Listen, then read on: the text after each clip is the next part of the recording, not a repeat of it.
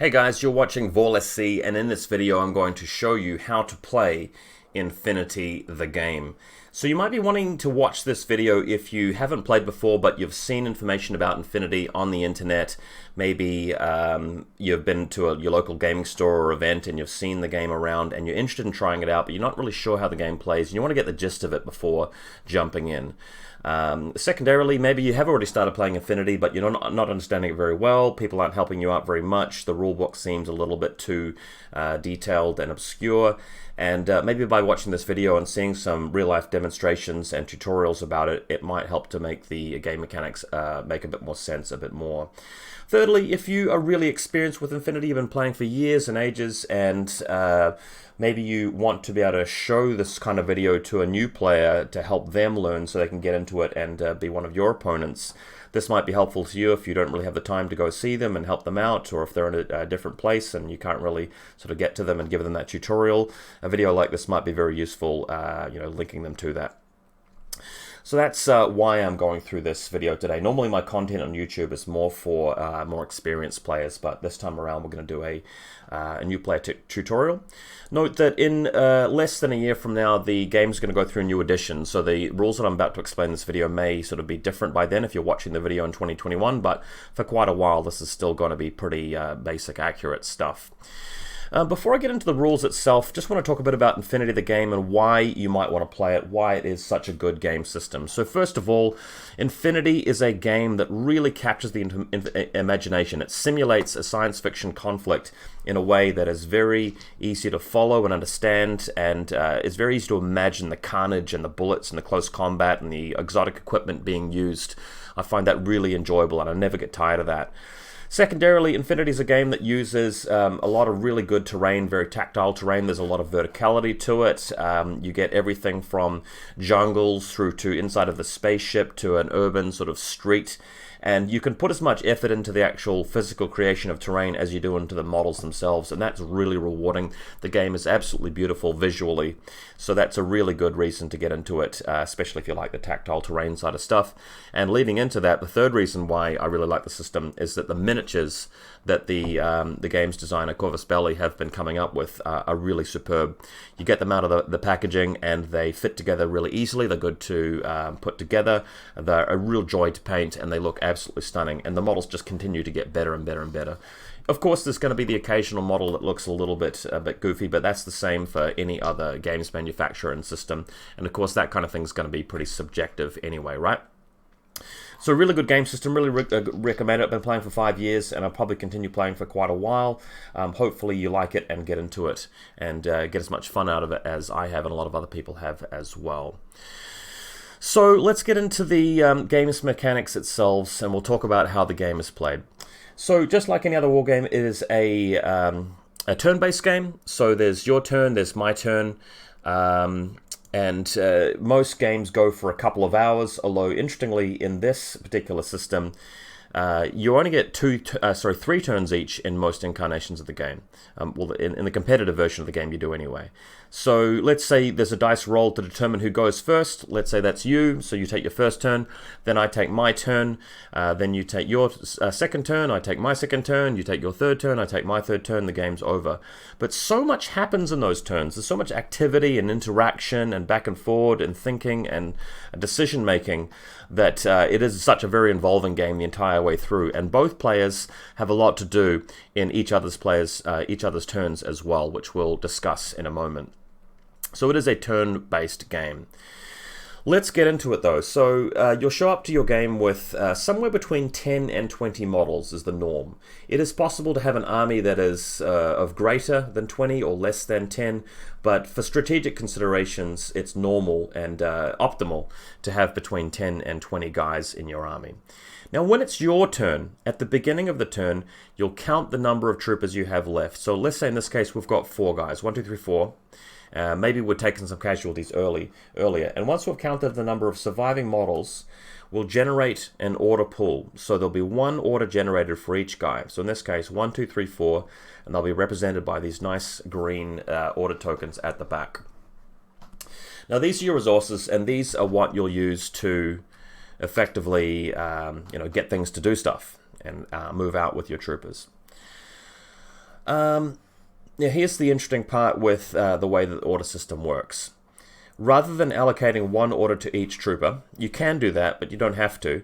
It is possible to spend an order on, let's say, this guy here, and that will allow it to do something, for example, moving and shooting. So it moves over there and shoots at an enemy trooper. And then once that's been resolved, you've still got your 3 order tokens left remaining that you can spend. And although you could spend them on these other guys back here, you could spend another order on that same trooper that just activated and get it to move and shoot again. And you could do it again, and you could do it again until you've just run out of resources. What that means is that conceivably you could have one trooper walking around the entire battlefield and just continuing to move and shoot things until you've completely run out of orders. And if you started with 10 orders, that's quite a lot of activity that this one trooper is doing. And you might be looking at that and thinking, well, that seems really imbalanced. You know, Infinity is a game where one trooper could just walk around destroying everything, and that doesn't really seem very fair. But let me just say that although it's possible for that to happen in Infinity, and sometimes it does in a rather spectacular fashion, and in any war game you're going to get some one-sided games, for the vast majority of situations that will actually not happen. And the reason why that doesn't happen in Infinity, there's actually 2 reasons. The first reason is that as you're moving and shooting and spending orders, whenever you encounter enemy models, for example, when you come in line of sight of them or you come very close to them, they are allowed to shoot back at you and do things even when it's your turn. And we'll explain in a bit more detail later on how that works. But potentially, in your run of spending orders and moving around the battlefield and getting things done, your trooper could be shot and die, even though it's your turn, meaning that you have to spend the remaining orders left on the guys back here who may actually be out of position and won't have the resources to move over and get anything done. So that's one reason why you don't see that happen an awful lot in Infinity, although you see it happen to some extent, but that's fun. That's part of the game, and we'll see why that's really enjoyable. The other reason too is that this particular model may have strengths and weaknesses. It might be good against some enemy troopers but not others, and as you move across the table and get a little bit of work done, it may find itself in a position where it just can't really contend with some of the opponent's troopers and their positions, and you may have to sort of stop working on it or retreat with it and come back over here and attack with something else that had a more appropriate piece of equipment or gear. So that's how this game works. You have one order for each trooper at the start of the turn, and you can allocate them accordingly. I might in one turn spend 2 orders on this guy, 1 order on this model, and 1 order on this model. That may be how it goes. Or I may really decide that the best course of action is to spend the 4 orders on this one trooper and move them out and continue acting with that one guy. And as you get into Infinity strategy a lot more, you'll understand the various strengths and weaknesses of playing in different ways, the ramifications of it, and how you can really build a list and a game plan around these mechanics. And I've got to say that's really enjoyable. Okay, so let's get into how the actual order works in a bit more detail. We'll break down an individual expenditure of an order because it works out a bit differently than you might think. So we spend one of our orders on this trooper, and the type of order is going to fall into a couple of different categories. It's either going to be a long skill or 2 short skills. That's what you get out of your one order. So a long skill is where you basically only get to do one type of thing. Let's say I'm standing on this container over here, and it will be too inefficient for me to just walk off the edge and walk down. I don't want to do that. I want to get to the top of this container. I'm allowed to spend this order on my trooper and jump 4 inches over here. So I'd get my ruler out, of course, and I'd measure that. We see it's 4 inches, so that's all I do with my order. And if I want to do anything else, I've got to spend another order on them, right? But that's a long skill. It's basically just one thing. Another example might be that, maybe I've got this crate over here, and the guy's at the top of it, and I want to be able to climb down rather than jumping. Jumping sometimes causes you damage if you jump from too far up. I might be able to spend my order to just climb down to the bottom of it, and that's the only thing that I'm allowed to do with my order, for example. So that's what a long skill looks like, and long skills aren't as common as short skills, but I want you to know that when you spend an order on your guy, sometimes you will only get to do one specific thing because it takes a lot more effort. It takes a lot more of that resource. A lot of the time, however, you're just going to be doing 2 short skills. Your order's going to be broken up into 2 components. So maybe you spend your order on this trooper, and with the first part of your order, the first short skill, shall we say, you're just going to move. So here he is here, moving 4 inches, which is his allocation. It's how fast he goes. So 4 inches over to here. That's the first part of your order. And then with your second short skill, the second part of the order that is, you might move again, or you might shoot at an enemy model, or maybe you might lay a piece of equipment like a mine down on the ground, or maybe you have moved into range of an like a piece of like an objective, like something on the battlefield, like a console. So you move over there and you activate it, right? So that's how the order is broken up. That's how it's structured. You spend the order on your model and you do 2 short skills. You don't have to do that in any particular order. So you may press the button on the console and then move away. Or you might start here. You might shoot and then move. You might lay the mine on the ground and then move. You can do it in any order you like. The only thing that really restricts you is that if you are acting, if you're actually doing an activity like shooting your gun or pressing the button on the console or laying that mine on the ground, you can't do that twice. So you can't shoot at one target and then shoot at another target with that same order. The only thing you're allowed to do twice is move, because moving's a bit easier to do. And the rules say that if you want to, you can start by moving forward. That's the first part of your short skill, and then you move again. So this model is running quite quickly, and for every one of these green order tokens we spend, it could potentially get 8 inches rather than 4, because it's doing a move, move, move, move all the way around the battlefield, right? But a lot of the time, we're going to be moving and then doing an action, or doing an action and then moving. And that's how a lot of conflict and combat occurs in this game, where we're using our guns, using our equipment, that kind of thing. Okay, so let's say that there was an enemy trooper on the field somewhere, and let's say that we start over here, and we spend our order on this 012 trooper, the Kappa trooper over here, and we get our tape measure or ruler or whatever it might be, and we spend the order on him initially. Then we move. We find that there's an enemy model in line of sight right over here, and for the second part of our short skill, we just shoot it. And then after that's resolved, we could start spending more orders on it and do other things, right? So that's how the structure of it works.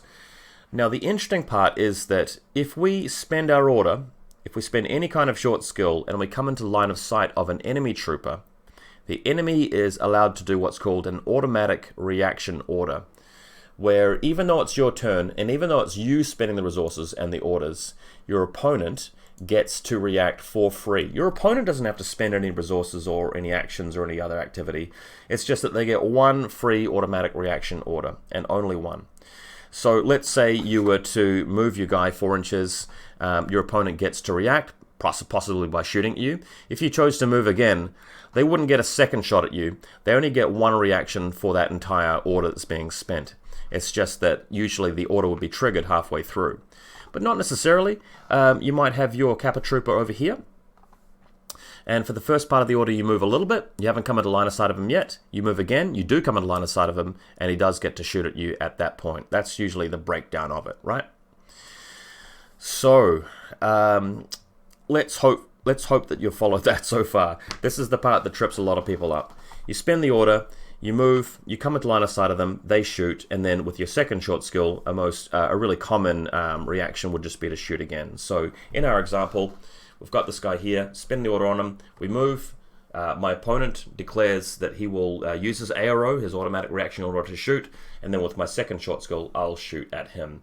And what will happen then is we'll both roll dice, and we'll both resolve the firefight, and that will be called a face-to-face roll, okay? Just a little bit more about how that works. What you might do is you might spend the order on him starting here. So you might start out in the open, and then the order comes down at this point, and the first short skill is to move back into cover.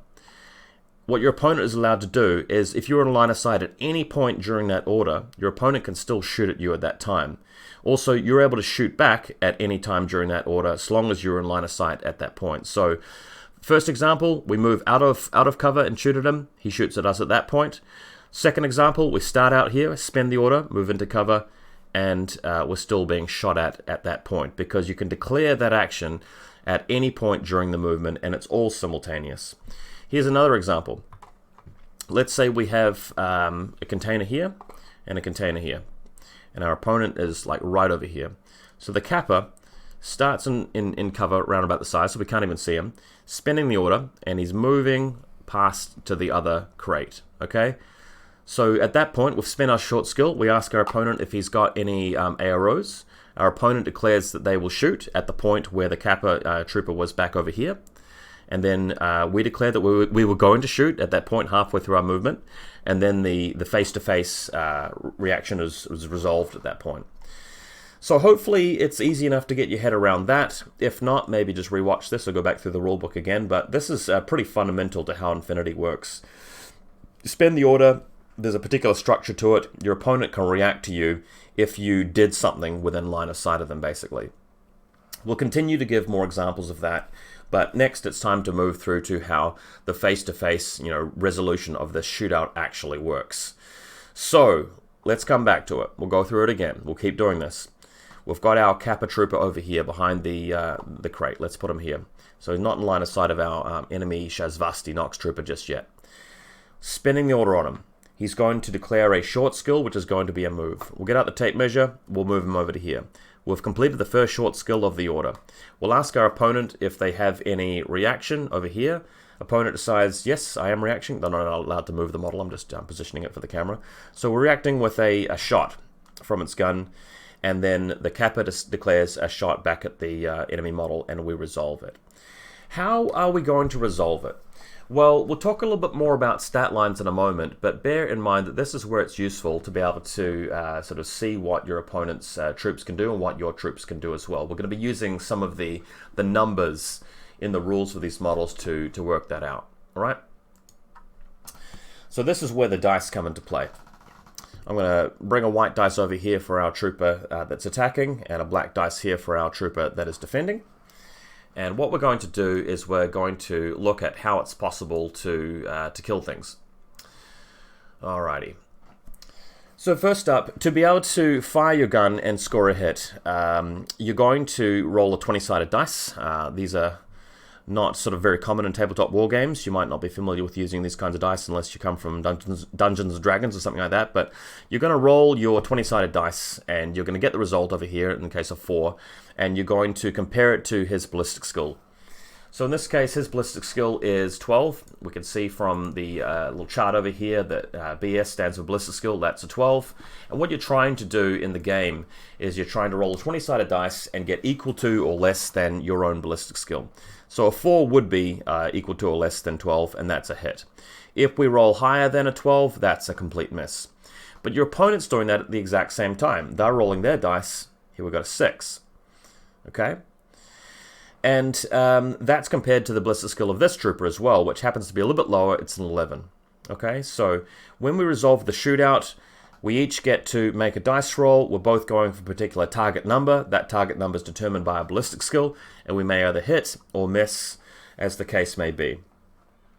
Let's say we both miss. Let's say I roll a 14 here, and this is a 19 over here. Nothing actually happens, and I'd have to spend a new order on this guy to try that again, for example, and move around and shoot again. If we both hit, again, the dice might be different. He might get a 7, I might get a 3.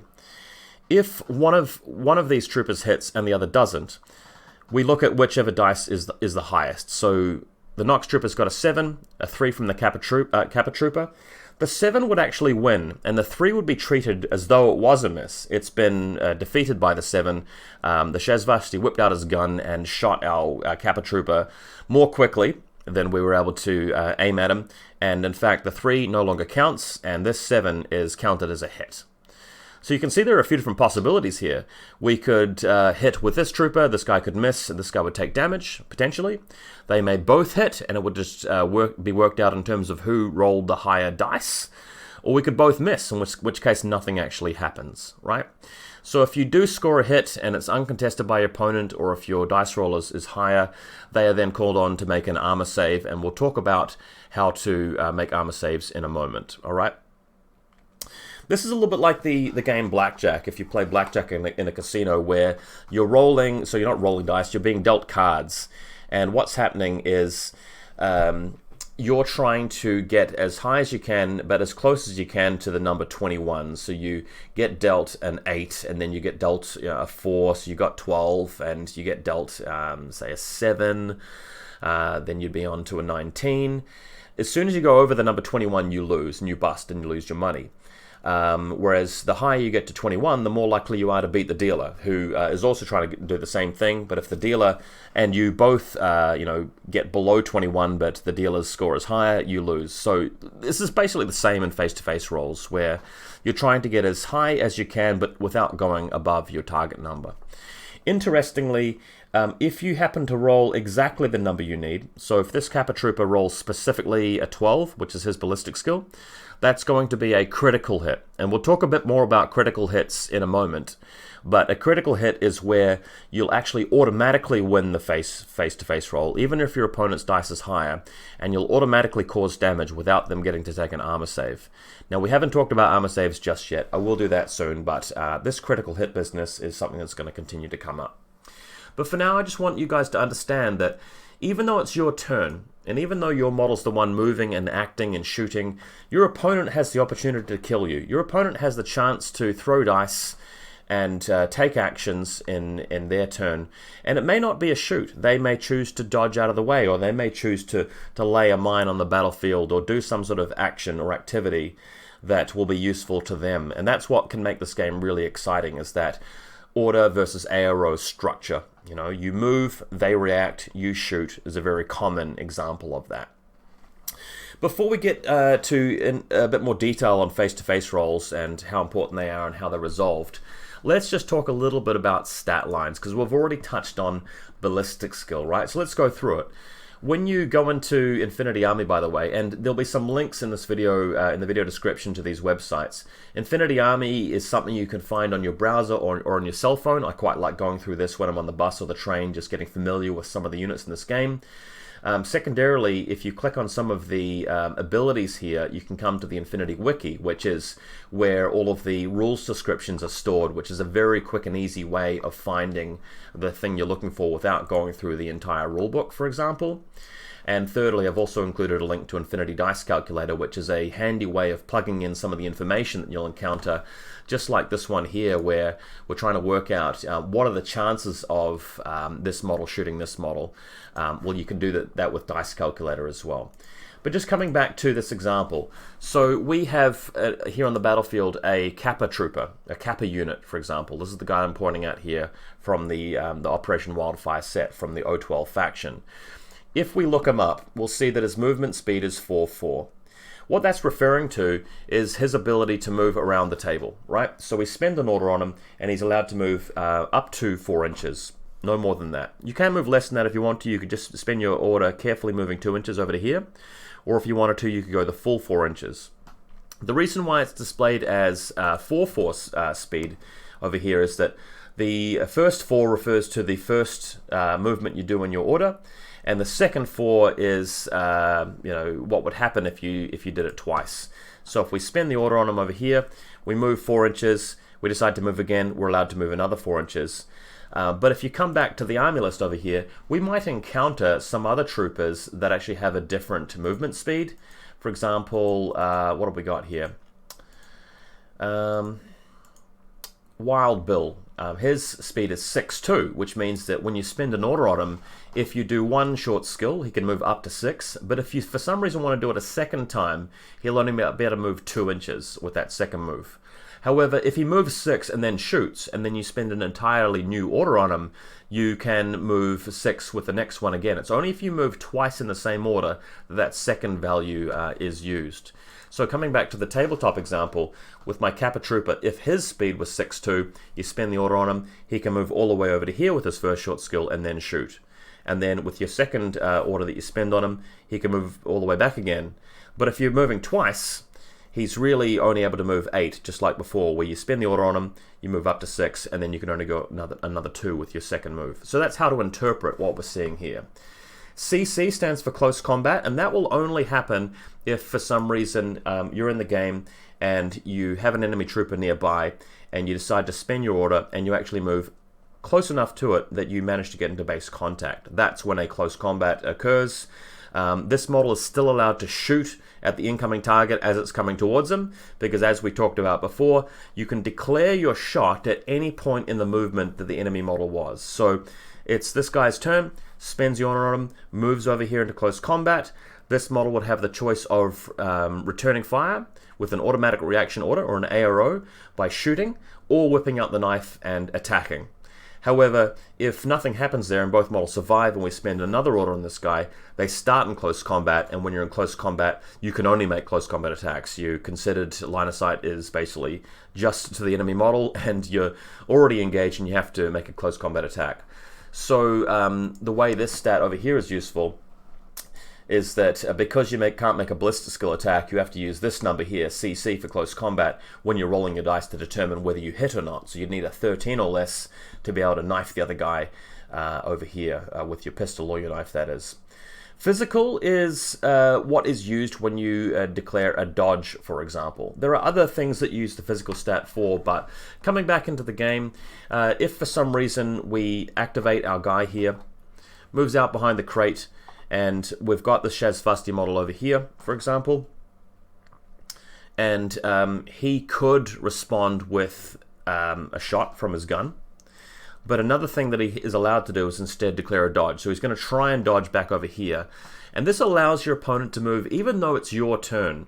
So by moving into line of sight of enemy models, you're actually giving them the ability to move if they can pass certain dice checks. However, to get that working, they would have to roll equal to or lower than their physical stat of 10, for example. So we spend the order on our guy, he moves around, we again roll our dice. Maybe I roll a 4 here with my combi rifle, my gun, and the opponent rolls, say, a 9. That will mean that, again, we win the face-to-face roll because this was equal to or less than a 10. It beats the 4 rolled by our opponent here, and this guy gets to dodge a couple of inches. 2 inches is what you're allowed to do when you dodge. And dodge is a valid skill that you can use. In the same way that move is a valid short skill or shoot is a valid short skill, dodging is also a valid short skill, which is something you can do as part of an order. In another sense, we could also move out here with our Kappa Trooper, so spinning the order on him, moves out here. This guy gets to make an ARO, automatic reaction order, decides to shoot, and for some reason, rather than shooting as part of our second short skill to complete that order, this model may decide to dodge in the active turn too. So that's how we use our physical stat. There are other things that you use physical for, but that's where it would come in, for example. Willpower is a bit more exotic. That sort of represents your model's determination, its intelligence, its resolve, its courage. So it's used for a few different things. If you are trying to, for example, activate an objective, so we've got this out here, the guy walks over to this console, he's trying to fiddle with the buttons on it and get it to work in his favor. You might have to roll equal to or less than your willpower, for example. Or maybe you have a model that is unconscious on the battlefield. It's got a little unconscious marker here, and we've got another model with the doctor ability, for example. It might walk over here with its little medikit and try to revive it. Using the doctor ability as an example of a short skill, but it would be the willpower that you'd have to roll against, equal to or less than your willpower to revive your friend, as an example.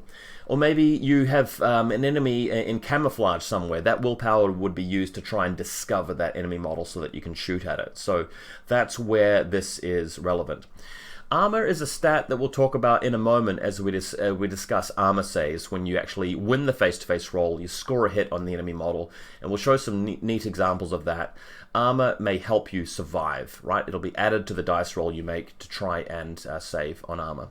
BTS stands for Biotechnological Shield, and it's like a different kind of armor, really. There are some weaponry in the game that are a bit more insidious. They aren't like a kinetic bullet just hitting you in the face.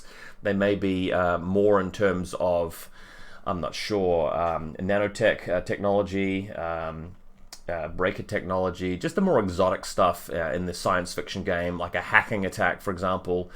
You may need your BTS in order to survive. The W is for wounds, which means the number of hits where you fail your armor save before you go unconscious and can't do anything. And we'll discuss that a bit more as we discuss the outcome of face-to-face rolls where somebody gets hit and dies.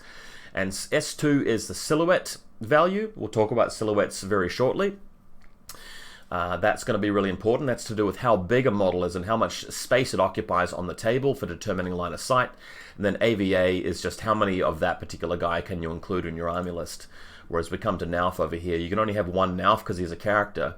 Or Lynx, these are very specialized elite troopers, and AVA 2 means you can only have 2 of them in your army, whereas the Kappa troopers, you can have as many of them as you want.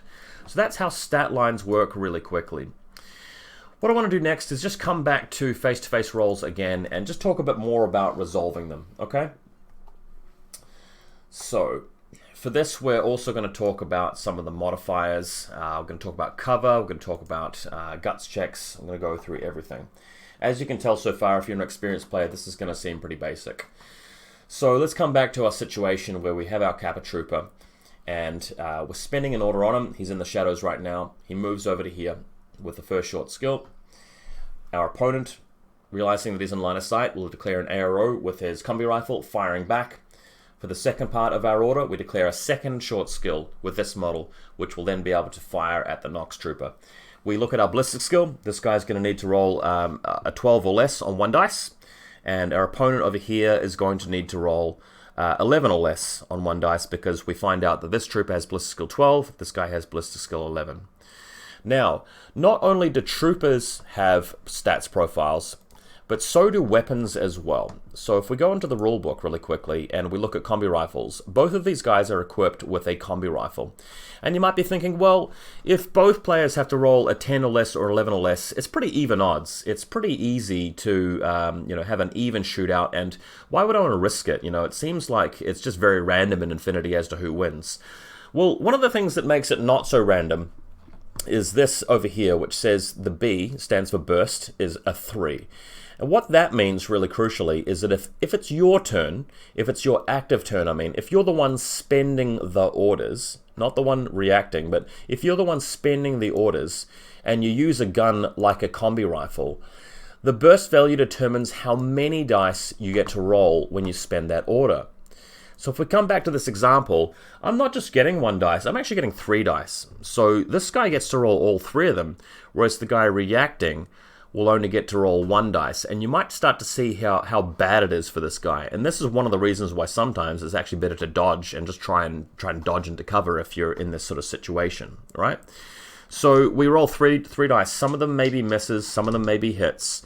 In this example, we've got a 3, which is a hit, although it's quite a low hit. It'll be quite easy for our opponent to beat that roll. This is an 11, which is, perfect. The only thing better would have been a 12. And then this icon here actually represents a 20, so it's a complete miss. We can just remove that dice straight away. Our opponent doesn't have to worry about it. So this poor old guy over here has to roll his dice and try and beat an 11. In fact, he can't beat 11. The only way he can do it is to roll an 11 himself. Otherwise, he's going to take 2 hits. And because we've got 3 dice over here, we could score as many as 3 hits just with 1 activation, 1 order being spent. And for every successful hit that goes through, our opponent's going to have to roll a dice to determine whether his armor was enough to save from the hit or not. And we'll talk about armor in a moment. Note that the ballistic skill of this model is a 12. So a 12 would have been a critical hit, in which case he's just killed automatically. There's no armor save needed. We rolled an 11, however. What if this model also rolls an 11? Okay? That would mean that the scores are even. The 11 is enough to beat a 3, so we'll take that 3 away. That doesn't actually work. And both models have got an 11, so actually nobody gets a hit and both players survive. Except for the fact that this model specifically needed an 11. This model's rolled exactly the number it was going for, in which case the 11 here actually beats the 11 here because it's a critical hit. So let me give you another example of that. Let's say that for some reason this guy's ballistic skill was a 6 and he needed a 6. Rolls a 6 specifically, that's a critical hit. Let's say this guy gets a 7, which beats the 6, a 3, which doesn't beat the 6, and then the third dice is a miss. The 6 would actually win here and beat the 7, even though the 7's higher, because the 6 is specifically the number that it was looking for. It's a critical hit. Sorry if you guys don't fully understand that just now. Don't worry too much. I'm going to come back to it. But whenever you work out what number you need, if you ever roll that number, it will always defeat the other dice numbers that come up on your opponent's dice. Unless, of course, both of you get a critical hit. So this guy rolls an 11, this guy rolls a 12. You've both got a critical hit, in which case nothing happens. That's very important. They don't both kill each other and trade there. It's just a draw. You know, neither model inflicts any damage. So burst is very important. The more dice you have, as you can tell from the mathematics of it, the more likely it is for you to beat your opponent and cause that damage. Okay? Coming back to this profile of the combi rifle though, you'll also see that there are these colored range bands here. So what we actually need to do is we determine how far away our target is, and we apply some modifiers. So let's say that the enemy is between 0 and 8 inches away. There's a +3 modifier. What that means is that we're adding +3 to the required result we need to be able to get a hit. So we talked about needing a 12 or an 11 to be able to get a hit, because that's what our ballistic skill is, right? We take our ballistic skill first of a 12, then we add a modifier to that based on what the range says in the rulebook for the gun that we're using. So if the enemy is either within 0 to 8 inches, they get +3, or 8 to 16 inches, that's still a +3. We're needing a 15 in the case of the Kappa Trooper, or in terms of the Nox Trooper opponent, 11 +3 is a 14, that's required. But if the enemy is further away than that, it's a -3. Or if they're beyond 32, it's -6. So that may modify our ability to hit. Let's just come back to it real quick. Let's say in the foreground we've got this this Kappa Trooper, and we've got a Nox Trooper way back here, and we measure the range. It's less than 8 inches away, so the Kappa Trooper would be needing, starting with a 12, adding 3 to that because of the good range band, as per the combi rifle. Any result of a 15 or less would actually be a hit from this Kappa Trooper, right? If we move even further back, way over here, got a couple of these rulers. I think I've got a second ruler out somewhere else. It doesn't really matter. Actually, no, I do have a second ruler right over here. If we added them both together, it's within 16 inches, that's still +3. But if the Nox Trooper is just way back over the other side of the table, like way back here, and it's beyond 16 inches, then we subtract 3 from that, right? Just going to move my cam a little bit. So instead of needing 12 to hit, it would go back down to being a 9 because it was too far away. It's a more difficult shot to make because it's harder to aim at a smaller target in the distance, and the bullet's got a trajectory to it. So these may be things that modify the dice roll that we require to hit. So you basically run through a process. You establish you've got line of sight to it. You establish that both models are shooting, or one model's shooting, one model's dodging, and you work it out in that particular way, and you work out how many dice you get. Remember, if it's your turn, the number of dice you have equates to the number of the burst value on the profile, right, on the gun. So if you're firing a combi rifle, the burst value is 3, you'll get 3 dice. If it's some other type of gun, excuse me, like a sniper rifle, it might be 2. If it's the reactive turn, if you're the one declaring the automatic reaction order and responding, you only ever get 1 dice. Sorry, I'm just going to drink some water. As you can tell, I don't really edit my videos a whole lot. Raw and uncut. Okay, so if you're reacting, you get 1 dice. If you're attacking, you get as many dice as the weapon says that you can have. The next thing we'll talk about is cover. So maybe there's a wall obscuring your opponent. Let's say they're behind this wall over here. If your opponent has some piece of terrain which is granting them a little bit of cover, some obscurity like that, that may modify the dice roll to hit as well. The way we determine that is that if at least 1/3 of this model's size is being obscured by obstructing terrain in the way, and if that model is base to base with the terrain that's doing it, you'll subtract 3 from what you needed to hit. So in this case, our Kappa Trooper, ballistic skill 12. We know that it's in the correct range band. It's less than 8 inches away. So the combi rifle rules say that we add 3 to what we need, taking us up to a 15. But the Nox Trooper is behind cover, so we'll take it right back down to a 12 needed. So you can see that the terrain now becomes important. Your positioning around the terrain also becomes important. Note that the Nox Trooper shooting back doesn't suffer the same modifier for cover because the Kappa is right out in the open. So we've got the Kappa needing a 12 because +3 for range, but -3 for being in cover. Whereas the Nox Trooper needed a 11, we're going to take that up to a 14 needed because the Kappa's out in the open. And that's when we make our dice rolls. We've got 3 dice needed, 12s to hit, 1 dice needed over here, a 14 to hit, right? So you can sort of see then that that will make a big difference. If we come back to our example before, this guy over here, if he knows that there's going to be a Nox Trooper behind a wall, as we're moving out, we could move out over here where we shoot him, but a better play would just be to move him just so he's poking out just behind the crate, so that there'll be a little bit of a line obscured. So you want to be very careful in your affinity movement, just to move just enough, poke around the corner. Okay?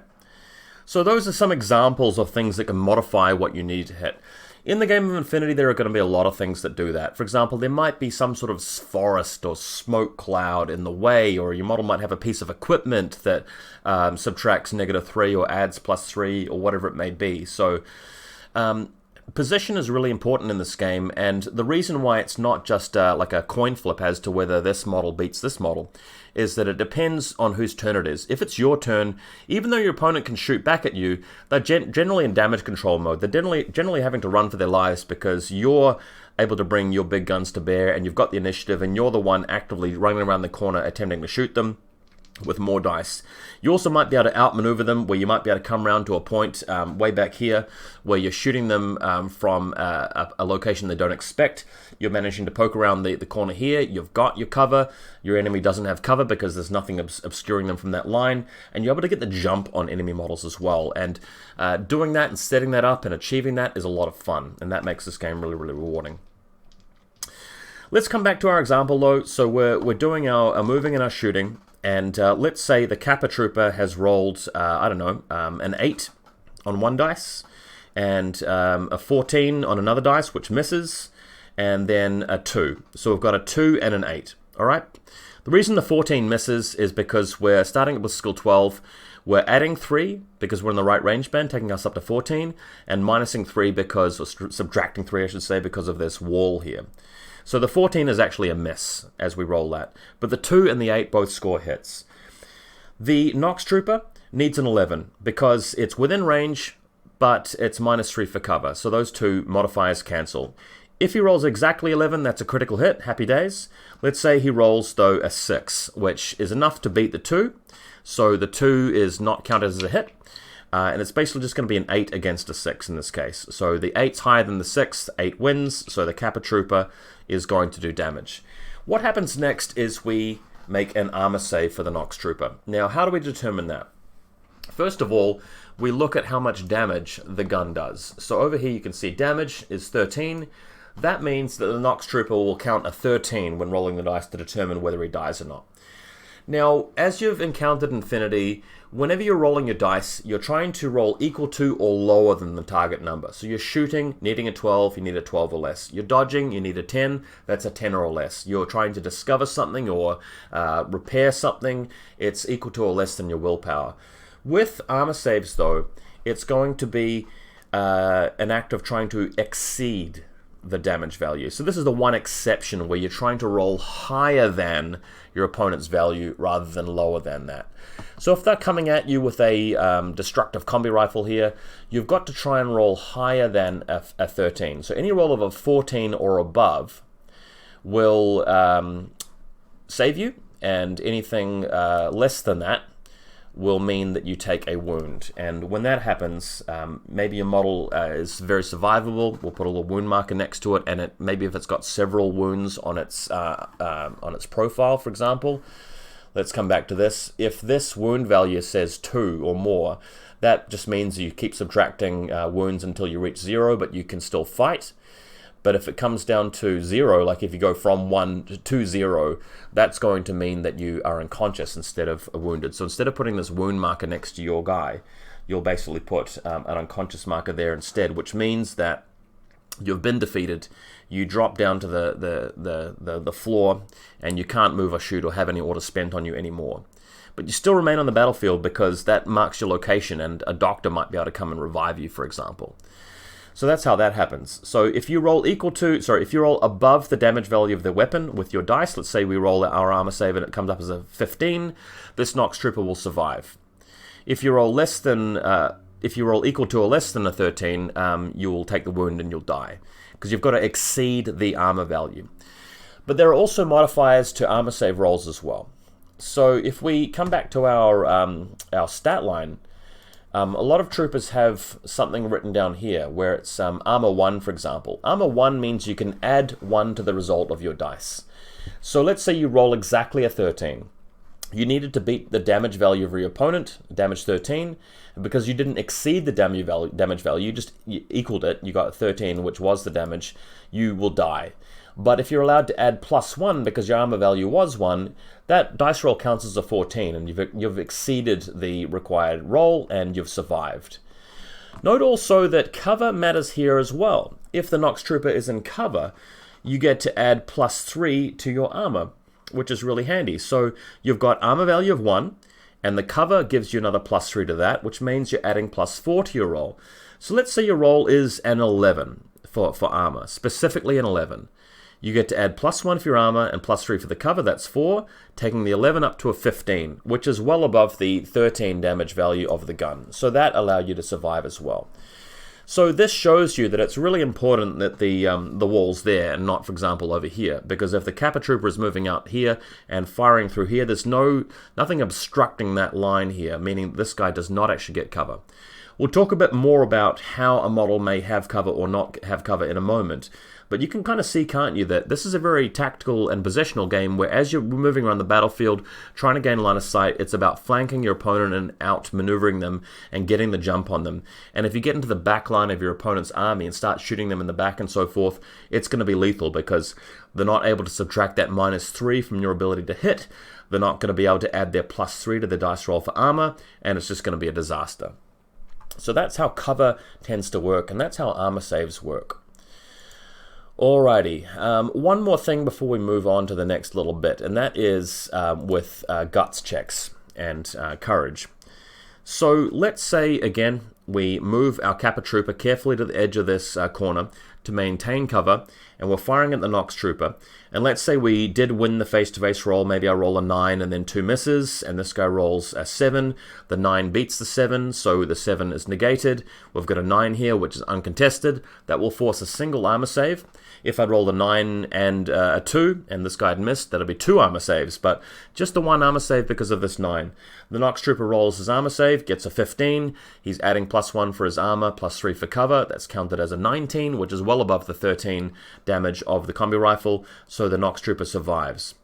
If you survive a shot and you pass your armor save, you're still called on to take what's called a guts check, which is where this guy is really terrified for his life that he's being shot at, and he's only barely survived that.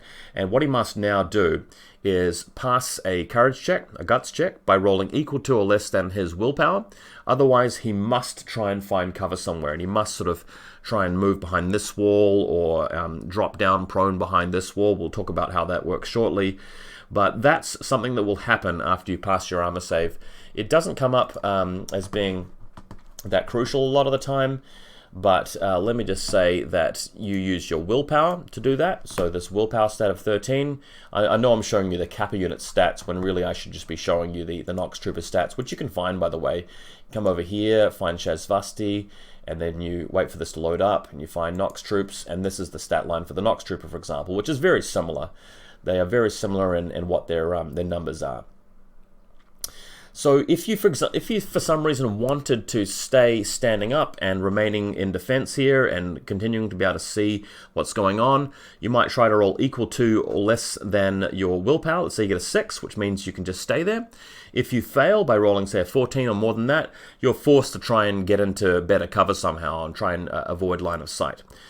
What usually happens though is you're allowed to deliberately and voluntarily fail your guts check by not even rolling dice. You just say, look, I'm going to fail it and I'm going to seek cover elsewhere because I know that you've got 3 dice every time you spin your order and I've only got 1 dice, and I know that's terribly statistically and probabilistically disadvantageous for me, so I want to get the hell out of Dodge and escape you, okay? And we'll talk a bit more about how it might be possible to escape and where you can escape to soon. The next thing I really need to cover, though, is about determining line of sight. And importantly, this is a game that uses these beautiful 28mm miniatures. And in some games, I think notably various different eras and phases of Warhammer 40,000, if you want to determine whether this model can actually see this model, and this model is able to declare an ARO, like a shot back at you, or try and dodge if it's able to activate in your turn, you've got to be able to determine at what point, it came within line of sight. And that might not be always that clear because of the size of the model. So the way that's determined is by what we call the silhouette system and silhouette values. The amount of space that this model's occupying on the table is not determined by the sculpture itself. It's determined by one of these, a silhouette marker.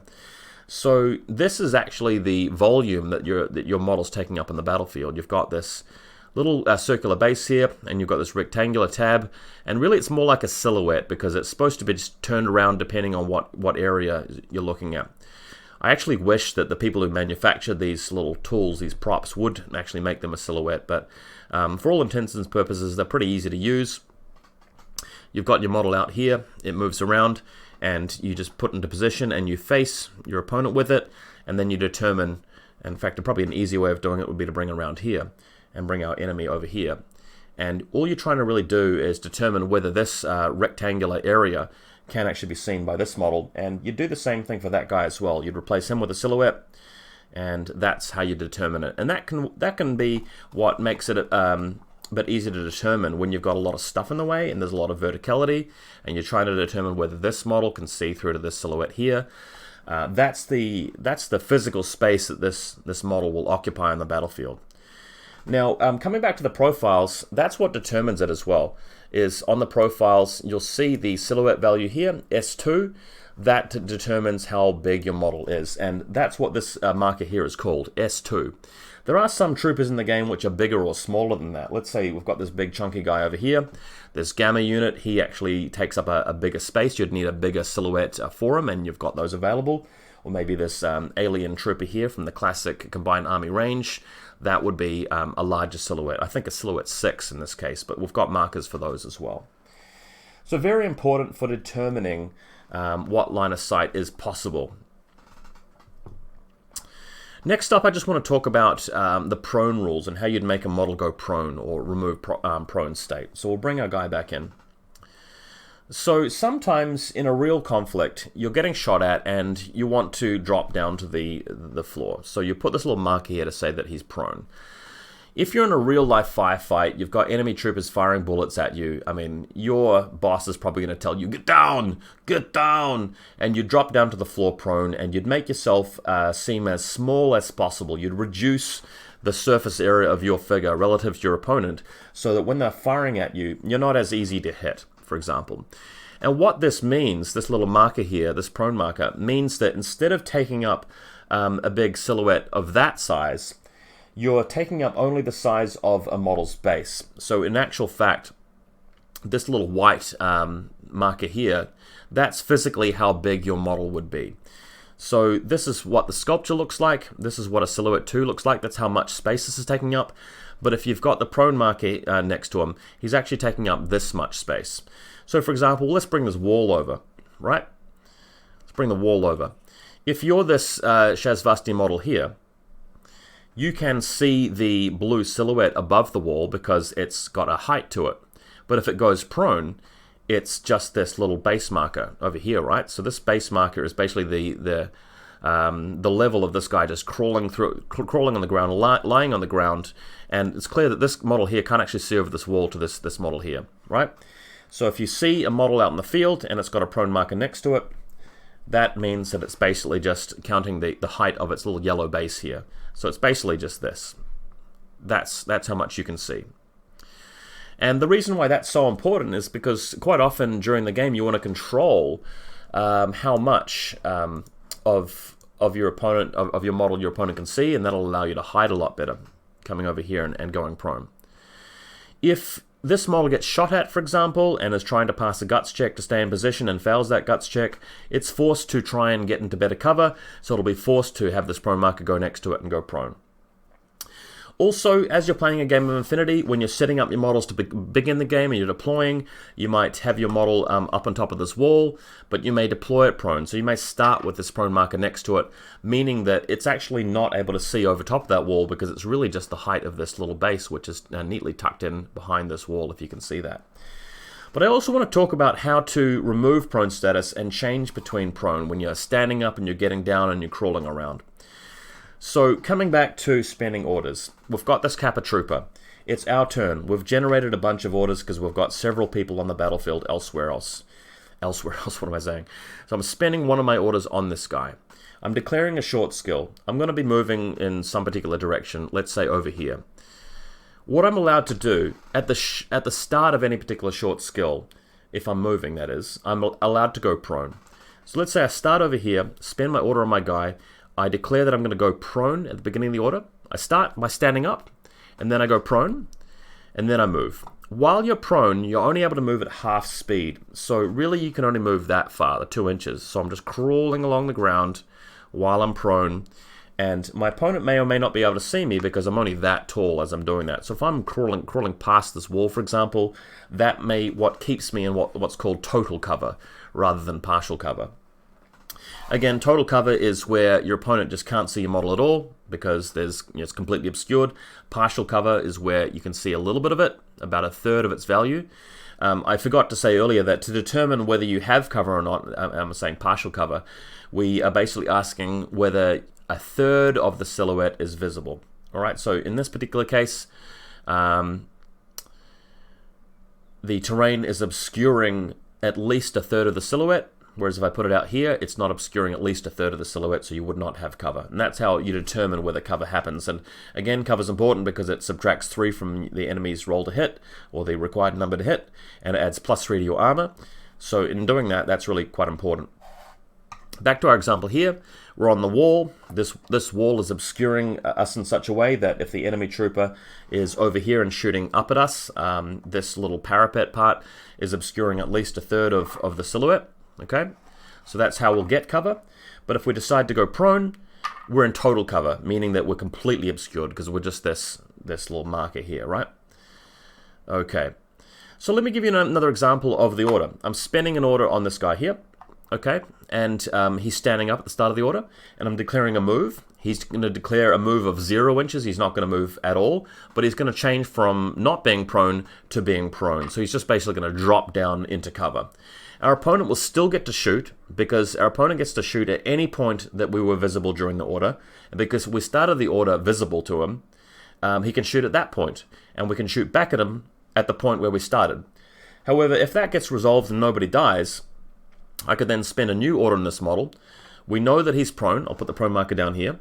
And this model could then start crawling along the wall, and will be obscured from our enemy until we get to, say, like this point over here, where he can be seen at the top of the steps.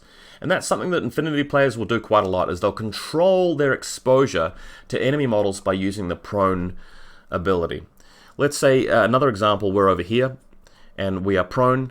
We spend the order on him, and we take the order marker away, and that means that we're basically standing up. So we start the order in total cover, we're invisible, and then we become visible to our opponent by removing the prone marker. So again, this little token can be added or removed at the beginning of any short skill that you make, but it can also be used with guts checks as well. So if this guy shoots this guy, he passes an armor save and decides to voluntarily fail his guts check and seeks cover, we can seek cover by adding the prone marker to him and just scuttling him away, and that can be how he avoids any further perforations of his person with many bullets.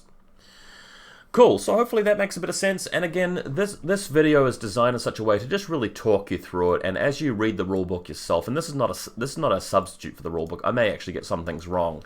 This will sort of help you understand a bit better as you're sort of reading the rules and sort of hearing other people talk about the play and going through the game yourself, right? Okay. I think just before we finish up, and I know I've been talking for a while, I just generally go through a few other different things. Again, this video is never going to cover all of the different situations and orders, but just quickly, we'll go through some other things that you may encounter quite commonly in Infinity. Let's say we've got a model that's equipped with some sort of direct template weapon. I need a good example of that. Let's pretend we've got this guy over here instead of the Kappa, and let's say that, for example, he has a flamethrower. So I'll start out around here, and what I'm going to do is spend the first short skill on him, and he moves out here, and this Nox Trooper here responds by shooting his combi rifle. This model has not, he's got a couple of different guns, but one of his guns might be a flamethrower, for example. So what we do is, instead of rolling to hit with it, we actually lay down a template. We do that in such a way that the narrow end of the template touches this guy's base. The model using the ability will never, be hit by it. This template can never affect this guy here, but it can affect your opponent. And you can just place it in any such way that it actually touches the enemy model.